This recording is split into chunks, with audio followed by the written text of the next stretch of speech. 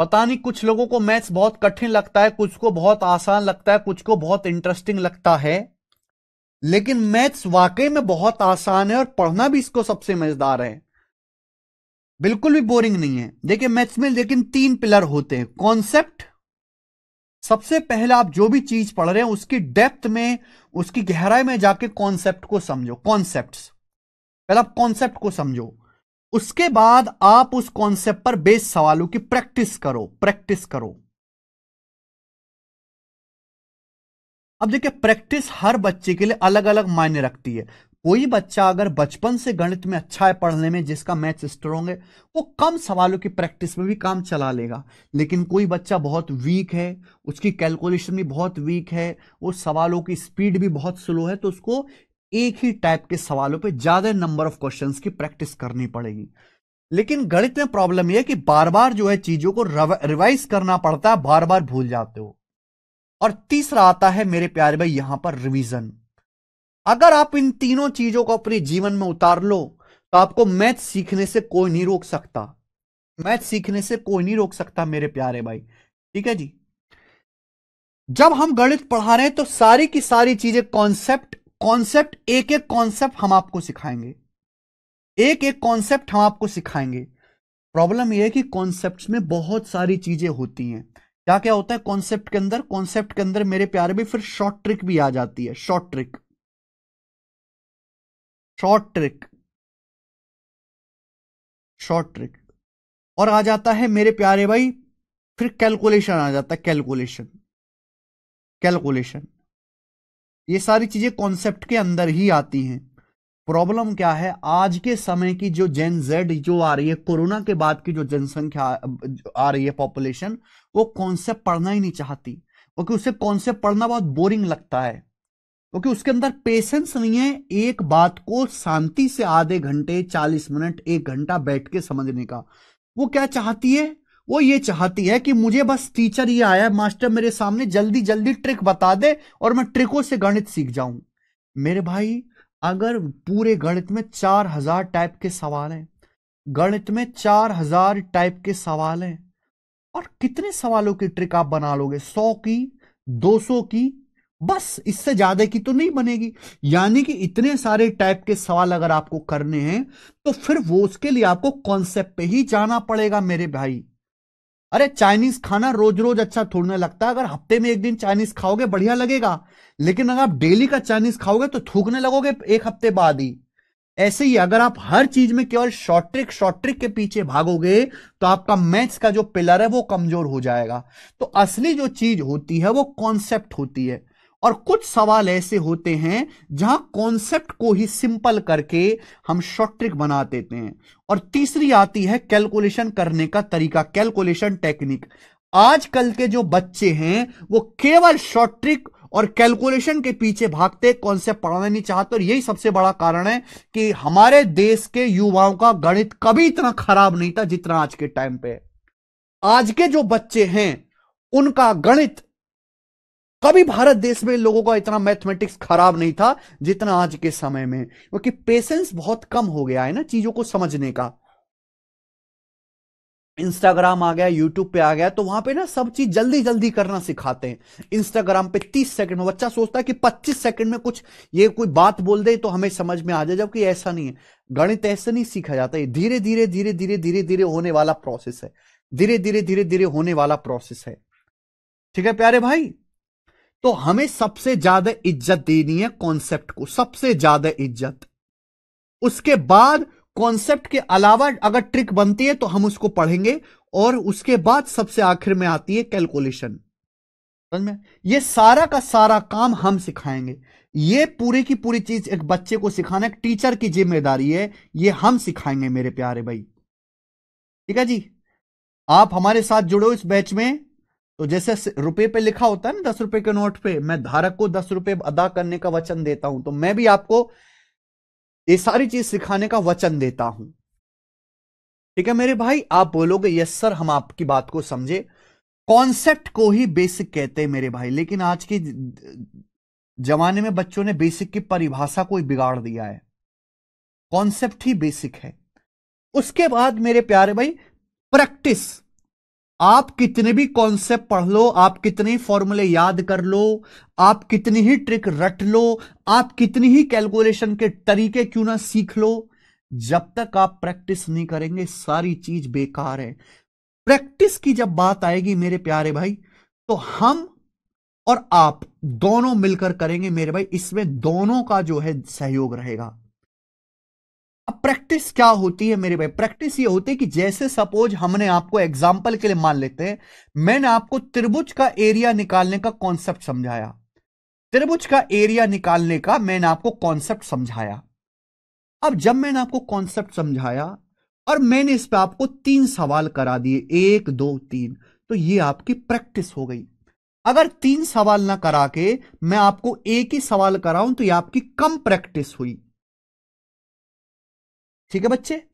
और मैं केवल कॉन्सेप्ट बता के ही छोड़ दूं तो आपकी बिल्कुल प्रैक्टिस नहीं हुई। लेकिन गणित तो बिना प्रैक्टिस के होगा नहीं ना, पेपर में सवाल तो बिना प्रैक्टिस के होंगे ही नहीं ना। तो या तो मैं क्लास में खड़े होके आपको प्रैक्टिस कराऊं या फिर घर जाके आप करो, लेकिन करना तो पड़ेगा। या तो मेरे प्यार भी क्लास में मैं कराऊंगा या घर जाके आप करो, लेकिन करना तो पड़ेगा। तो प्रैक्टिस आपको करनी ही पड़ेगी। अगर किसी टाइप की ये औकात है कि भाई इस पे इतनी प्रैक्टिस की जरूरत है पूरा सीखने के लिए, तो या तो मैं कराऊं या आप करो, करना तो पड़ेगा। अब प्रॉब्लम यह है मेरे भाई कि हम उस तरह के टीचर्स नहीं है कि मैंने आपको कॉन्सेप्ट सिखाया या मैंने आपको टॉपिक पढ़ाया और मैंने आपको टॉपिक पे मेरे दोस्तों 50 सवाल या कुछ सवाल करा दिए और मैंने आपको शीट दे दी कि भाई ये लो शीट, इसको घर से जाके सॉल्व कर लेना। मैं ऐसा काम नहीं करूंगा, मैं आपको घर से कोई शीट करने के लिए नहीं दूंगा। जितना भी क्वेश्चंस होगा, जितना भी कंटेंट होगा, वो सारे के सारे मैं ही आपको क्लास में कराऊंगा।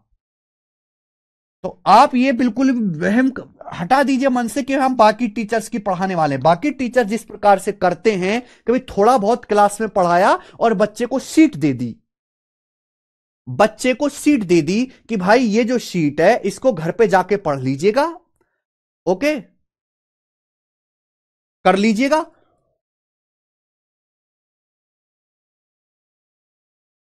नहीं अनिकेत, वो बच्चे हैं जिनको गिनती भी नहीं आती ना, वो बच्चे पहले गिनती सीखना चाहते हैं, ABCD सीखना चाहते हैं। ऐसे बच्चों के लिए थोड़ा ना कुछ हो सकता है। जिन्हें पहाड़े भी याद नहीं है उनको पहाड़े भी हम याद कराएं, 15 का पहाड़ा नहीं आता, ऐसे बच्चों के लिए बैच नहीं है जिनको गिनती भी नहीं आती। हाँ, तो हम क्या कह रहे थे? हम उस तरीके से नहीं करेंगे कि थोड़ा बहुत मैंने आपको क्लास में कराया और मैंने आपको एक 100 सवाल की शीट दे दी कि भाई मेरा काम हो गया, अब आप इसको घर से जाके खुद कर लीजिएगा। क्योंकि बेटा समय उतना ही लगना है। अगर टीचर क्लास में थोड़े सवाल करा के और बच्चों को करने के लिए दे देता है और बैच जल्दी खत्म हो जाता है, तो बच्चे को तो वो घर पे जाके लगाना पड़ा ना। तो वो जो टीचर को समय देना चाहिए था वो आपको समय देना पड़ा। समय अब भी उतना ही लगेगा। अगर कोई बच्चा गणित में बहुत कमजोर है, बहुत ही ज्यादा कमजोर है मेरे प्यारे भाई, गणित में पागल है अनिकेत वो, अगर कोई बच्चा गणित में बहुत कमजोर है तो कम से कम 300 से 400 घंटे का समय चाहिए उसे पूरा गणित सीखने के लिए। 300 से 400 घंटे का समय चाहिए उसे मेरे प्यारे भाई कॉन्सेप्ट सीखने के लिए, पूरा गणित सीखने के लिए। तो जो प्रैक्टिस का काम होगा वो हम और आप मिलकर करेंगे। मिलके मतलब मैंने हर एक चैप्टर को शीट्स में अरेंज किया है, शीट को टाइप वाइज किया और सारी की सारी शीट मैं क्लास में खुद सॉल्व कराऊंगा, सारी की सारी शीट। जैसे हम एक चैप्टर पढ़ने वाले हैं मेंसुरेशन, तो मेंसुरेशन की हम 4 शीट पढ़ेंगे और ये सारी की सारी शीट्स हम आपको कराएंगे। ठीक बच्चे?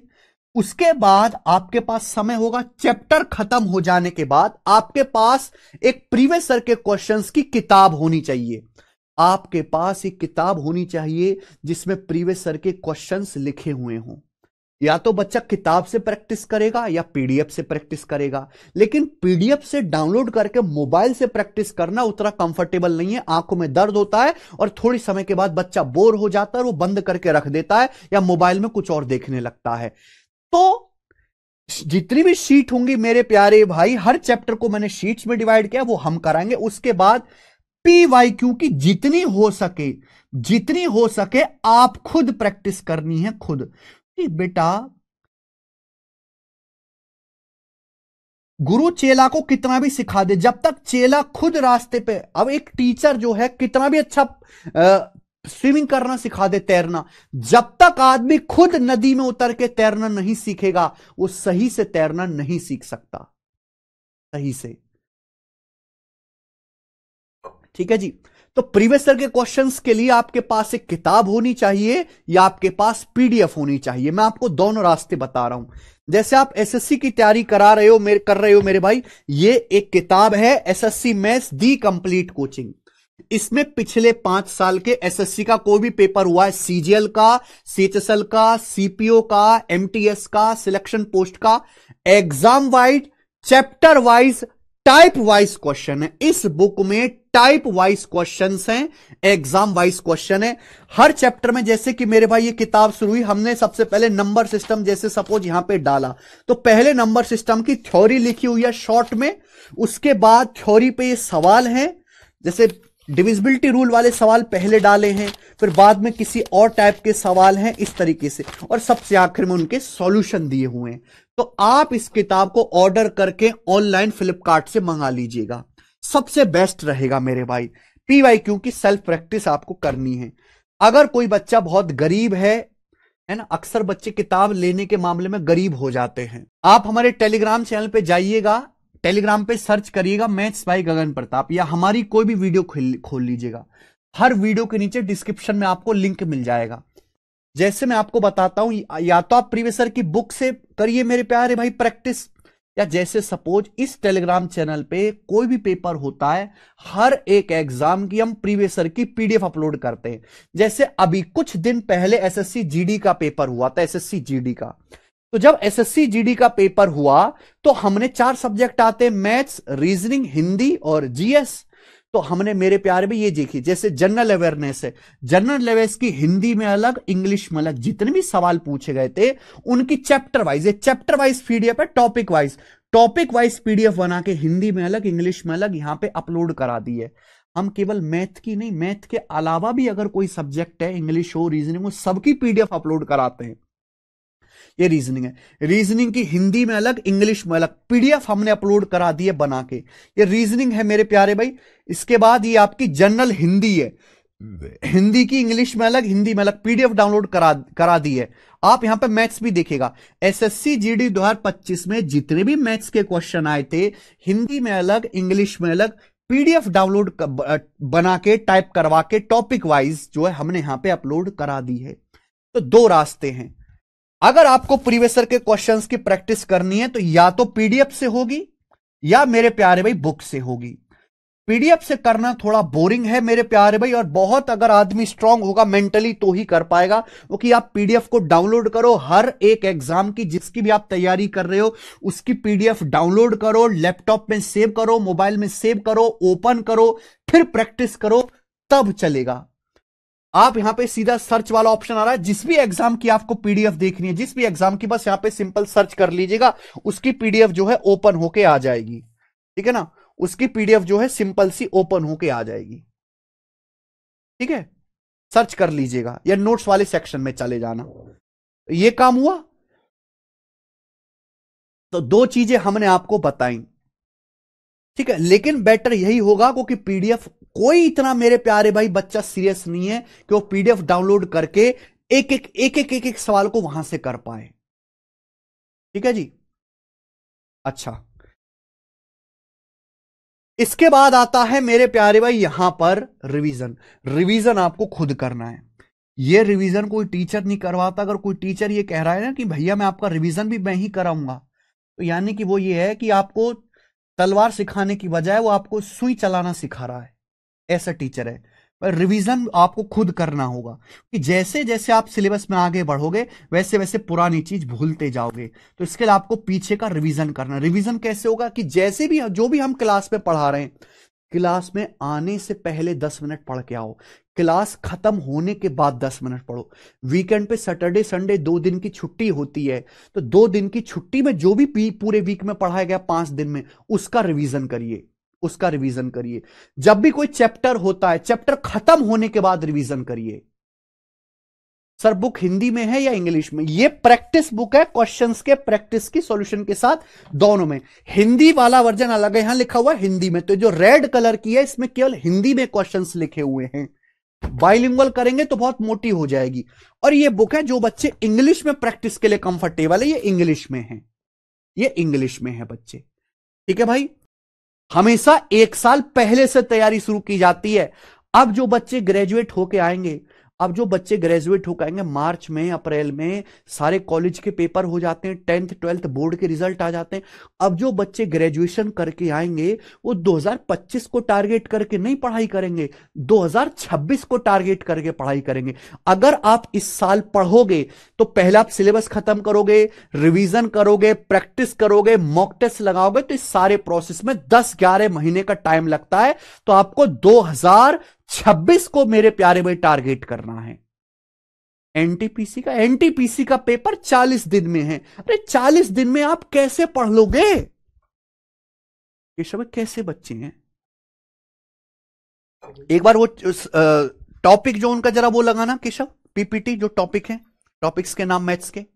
मैथ्स में 40 टॉपिक हैं, मैथ्स में 40 टॉपिक हैं। अगर हर टॉपिक की 5-5 क्लास भी आप पढ़ते हो बेसिक से, 5-5 क्लास भी, तो 200 क्लास हो जाती है मेरे भाई। अगर 5-5 कम से कम भी पढ़ते हो बिना प्रैक्टिस वाली, और डिटेल में पढ़ोगे तो 10-10 क्लास हर एक टॉपिक की।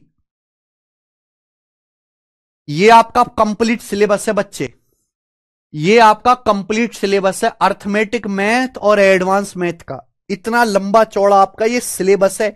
ये वो चैप्टर्स के नाम है, चैप्टर्स के जो आपको पढ़ने हैं। आसान नहीं है, आसान नहीं है मेरे प्यारे भाई। एसएससी की जो आप तैयारी करते हो, चाहे आप एसएससी की तैयारी कर रहे हो, चाहे रेलवे की तैयारी कर रहे हो, इनका जो सिलेबस है वो बहुत बड़ा है। मैथ्स की बात करूं या जीएस की बात करूं, इंग्लिश का और रीजनिंग का बहुत कम है सिलेबस। इंग्लिश का सिलेबस भी बहुत छोटा है, रीजनिंग का सिलेबस भी बहुत छोटा है। लेकिन जब आती है मैथ्स की और जीएस की, इनका सिलेबस सिमटा है नहीं, सिमटा सिलेबस इनका बहुत बड़ा है। सिलेबस बहुत बड़ा और आसान।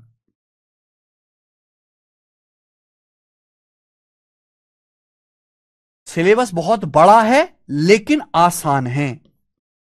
इस वजह से आज के टाइम पे ये हो गया है मेरे भाई कि हर बच्चा जिसने ग्रेजुएशन कर लिया, जो पढ़ने में बेकार क्यों ना है, उसको भी लगता है यार इतना आसान है, मैं भी सरकारी नौकरी की तैयारी कर सकता हूं। इस वजह से हर छोटे छोटे एग्जाम में अब अगर 10,000 नौकरी आती हैं, सपोज 10,000 वैकेंसी निकली, 10,000 वैकेंसी निकली, तो 10,000 वैकेंसी के लिए मान लीजिए कम से कम 50 लाख फॉर्म जाएंगे, 50 लाख फॉर्म, 50 लाख फॉर्म जाएंगे। जहां अगर आज से 5-7 साल पहले की बात करें तो ये फॉर्म 20 लाख होते थे, आज वहीं 50 लाख फॉर्म भरे जाने लगे। यानी कि 2.5 गुने बच्चे ज्यादा जो है बढ़ने लगे, 2.5 गुने बच्चे। लेकिन वो प्रॉब्लम यह है कि सिलेबस तो बहुत आसान है, लेकिन कट ऑफ जो, अगर आज के समय में अगर आपको सिलेक्शन लेना है तो जो आपका पेपर होगा उसमें पास होने के लिए कम से कम 85% से ज्यादा आपको स्कोर करना पड़ेगा। 85% आपको सही करने पड़ेंगे सवाल। सवालों का लेवल बहुत मुश्किल नहीं है लेकिन बहुत ज्यादा है। ये सारे चैप्टर्स के नाम है। एक बार आप अपना सिलेबस देख लीजिए, अगर आप छोटे छोटे सारे चीजों को मिला दूं तो 40 से ज्यादा चैप्टर है, 40 से ज्यादा गणित में चैप्टर है मेरे भाई, 40 से ज्यादा चैप्टर्स हैं। छोटे छोटे अगर सारे चैप्टर्स को मिला दूं, और उनमें कुछ चैप्टर तो इतने बड़े हैं, खासकर एडवांस मैथ में ज्योमेट्री। जैसे जब हम ज्योमेट्री की बात करते हैं तो 10वीं क्लास में ज्योमेट्री की एक अलग से किताब आती थी, वो पूरी की पूरी ज्योमेट्री आपको पढ़नी है। जैसे कि त्रिकोणमिति मेरे प्यार भी, त्रिकोणमिति, जैसे कि एलजेब्रा, जैसे कि कोऑर्डिनेट ज्योमेट्री, ये बड़े बड़े चैप्टर हैं। जैसे कि मेंसुरेशन मेरे प्यार में, मेंसुरेशन, ये सब बड़े बड़े चैप्टर हैं। कुल मिला के 40 चैप्टर हैं। अगर एक टीचर आपको बेसिक से पढ़ाता है, यानी कि टीचर बेसिक भी पढ़ा रहा है, थ्योरी भी करवा रहा है, फॉर्मूले भी लिखवा रहा है, प्रैक्टिस भी करा रहा है, तो हर चैप्टर की कम से कम 10 क्लास होंगी, 10 क्लास, इससे कम हो ही नहीं सकता। यानी कि लगभग 300 से ज्यादा क्लास आपको सिलेबस सही से पूरा करने में लगेंगी। इससे कम का मतलब है कि या तो आप इससे कम में अगर आप कर पा रहे हो तो दो ही चीजें हैं, या तो आप पहले से पढ़ने में बहुत तेज हैं, या मेरे प्यारे भाई आपको पागल बना दिया गया है। या तो आप पढ़ने में बहुत तेज हैं पहले से, या आप पागल बना दिया गया। अब आप बताओ मेरे भाई, पढ़ने में तो इतने ज्यादा स्मार्ट है नहीं ज्यादातर जो जनता है। सर एएसओ की इतनी हाई कट ऑफ क्यों? करण पुंदीर का डाउट है, सर असिस्टेंट सेक्शन ऑफिसर विदेश मंत्रालय में कितनी हाई कट ऑफ क्यों होती है? जी करण पुंदीर, हमारे देश में कम से भी कम डेली के डेली 10 लाख युवा सोते जागते सोते जागते सोते जागते विदेश मंत्रालय में जाने का सपना देखते हैं। जो जिनको नींद आने से पहले एक सपना आता है, हमें विदेश मंत्रालय में नौकरी करके विदेश में सेटल होना है। और हर साल विदेश मंत्रालय में केवल 200 वैकेंसी आती है मैक्सिमम। 200 वैकेंसी के लिए अगर 10 लाख लोग सपने देख रहे हैं तो चीज इतनी आसानी तो नहीं मिलेगी, वो चीज इतनी आसानी से तो नहीं मिलेगी। आप बताओ, एक पिज्जा है, एक पिज्जा को लेने के लिए 10 लाख लोग चाकू तलवार गदा लेके खड़े हुए हैं, तो क्या वो पिज्जा खा पाना आपके लिए इतना आसान रहेगा? कितने लोगों के ऊपर से आपको कुचल के जाना पड़ेगा। वैकेंसी कम, कंपटीशन ज्यादा। वास्तविकता में आके सोचो, रियलिटी में, वास्तविकता में आके।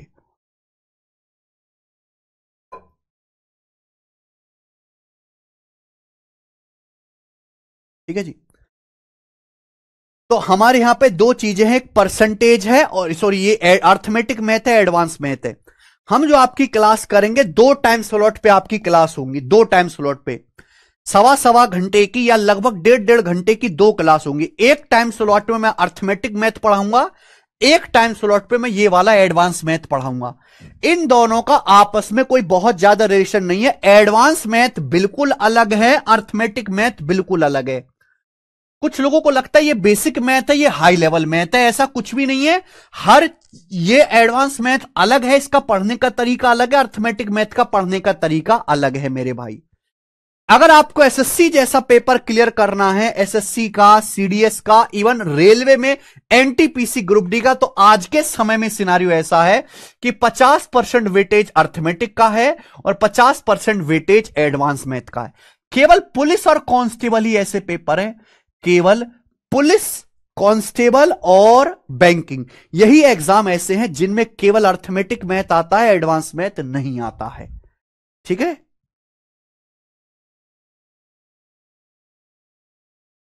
लेकिन जब तक मैं साथ हूं, जब तक मैं साथ हूं, आपको डरने की जरूरत नहीं है।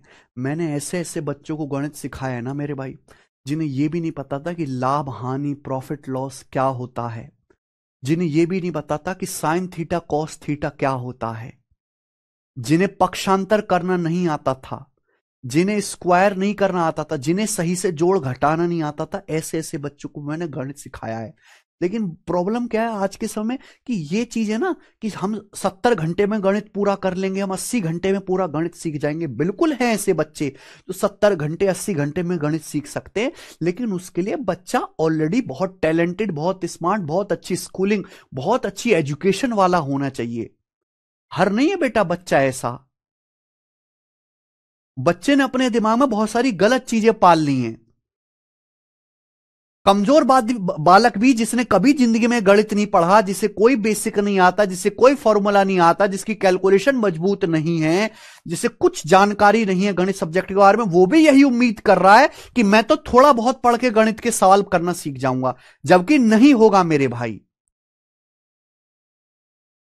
किसी बच्चे को हो सकता है गणित सीखने के लिए 50 घंटे भी काफी है और किसी बच्चे के लिए 500 घंटे भी कम है।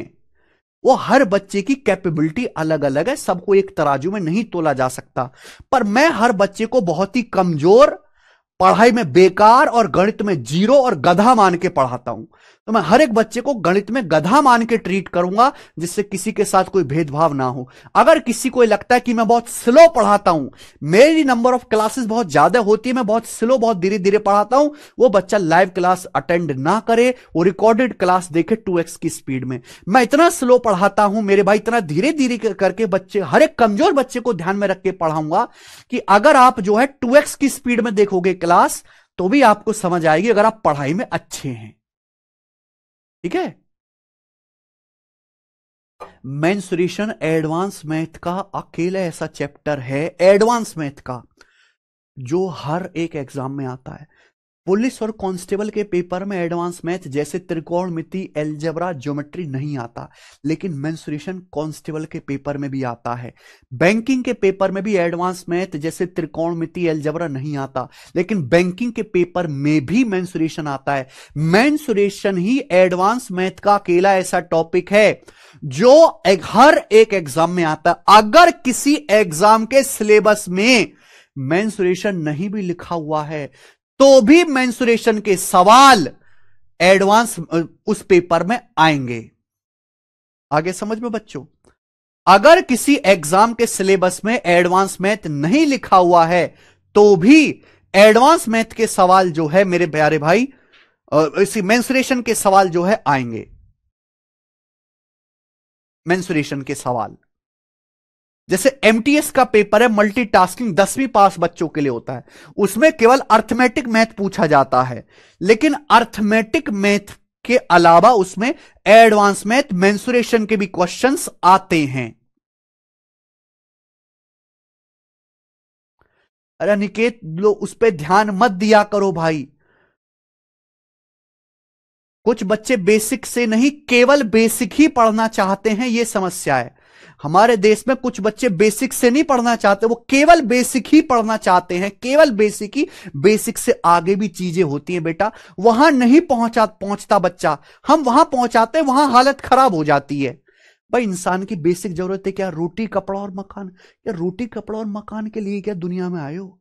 बेसिक जरूरत से आगे भी इंसान की जरूरत है। अरे बढ़िया लग्जरी गाड़ी लेनी है, बीवी के लिए गोल्ड खरीदना है, मम्मी को जो है बढ़िया 4 धाम की यात्रा करानी है, पिताजी के लिए स्कूटर खरीद के लाना है, बहन की जो है शादी करवाने, लग्जरी चीजें भी हैं दुनिया में। बेसिक से पढ़ना है, केवल बेसिक नहीं पढ़ना है, ये अपनी खोपड़ी में डालो। कोरोना के बाद की जो जमात आई है वो ऐसी जमात आई है कि केवल बेसिक और हल्की और आसान चीजें ही करना चाहती है, जबकि आसान चीजों से नहीं होता बेटा सब कुछ। समझ में आया? ठीक है। ये जो मैं आपको बात समझा रहा हूं ये बेसिकली 6th क्लास में ही बच्चे को सिखानी चाहिए, 6th क्लास में।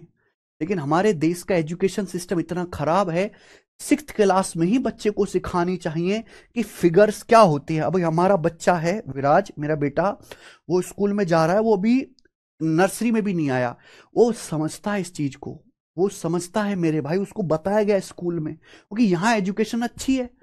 छोटे गांव में, शहरों में उतनी अच्छी नहीं है एजुकेशन। वो समझता है कि भाई ये 2D फिगर है, ये 3D फिगर है, ये त्रिभुज है, ये सर्कल है। ग्रेजुएट बालक नहीं समझते, और वो भी नर्सरी में भी नहीं आया, उसका एडमिशन भी नहीं हो, वो समझता है। ठीक बच्चे? ओके। तो हर चीज इंस्टेंट इंस्टेंट हर चीज का डाउट क्लियर हो जाए ऐसा नहीं होने वाला। धीरे धीरे धीरे धीरे धीरे धीरे पढ़ते रहना है। ठीक है ना?